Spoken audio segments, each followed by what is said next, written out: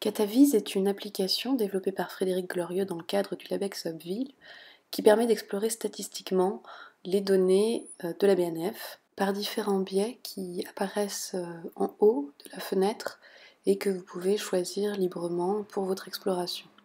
Je ne vais pas faire la démonstration de chacune d'elles, mais commençons peut-être par la catégorie la plus évidente, la catégorie titres, qui donne un aperçu du nombre de titres par année de parution.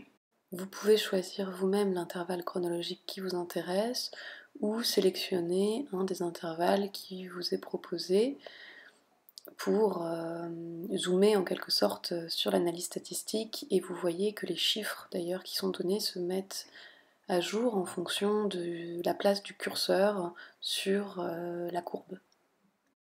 Vous pouvez également explorer les données de la BNF par lieu d'édition, ce qui vous donnera un aperçu en diachronie de la place, par exemple, des provinces face à Paris.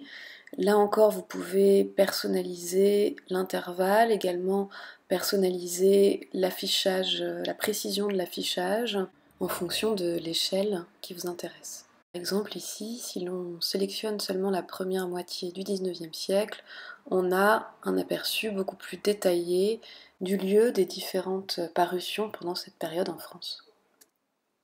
Bon, je vais aller vite, mais on peut faire cette exploration, donc vous l'avez compris, à travers différents prismes. Ici par exemple, les âges des auteurs à la date de publication. Vous pouvez aussi, vous avez des petits filtres, vous pouvez sélectionner par exemple par sexe de l'auteur. Voilà, donc là vous avez l'âge moyen des femmes qui ont publié en France entre 1800 et 2000, avec toujours ce détail des statistiques dès lors que vous placez le curseur sur les courbes. Pour chaque exploration statistique, vous avez donc la possibilité d'aller sélectionner des intervalles particuliers et de préciser vos résultats. J'attire aussi votre attention sur les quelques lignes succinctes d'analyse qui vous sont proposées en bas de chaque graphique par Frédéric Glorieux, le développeur de cette application. Et puis vous avez d'autres outils que vous pouvez dérouler, et notamment des collaborations éditoriales qui sont visualisées sous la forme de réseaux dynamiques. Très précieux ici, puisque vous pouvez voir apparaître à la fois l'auteur au centre de l'œuvre, entouré de tous ces multiples collaborateurs de tout type, c'est-à-dire auteurs, traducteurs, artistes, etc., éditeurs aussi. Et puis vous avez également les œuvres concernées par ces collaborations et représentées sous forme de petits ronds bleus.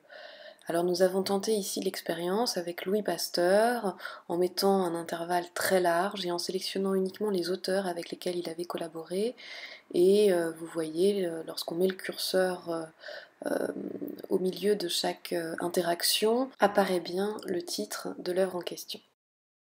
Vous pouvez bien entendu sauvegarder la visualisation à l'aide du petit dossier en bas. Vous choisissez le format de votre image et elle se télécharge automatiquement.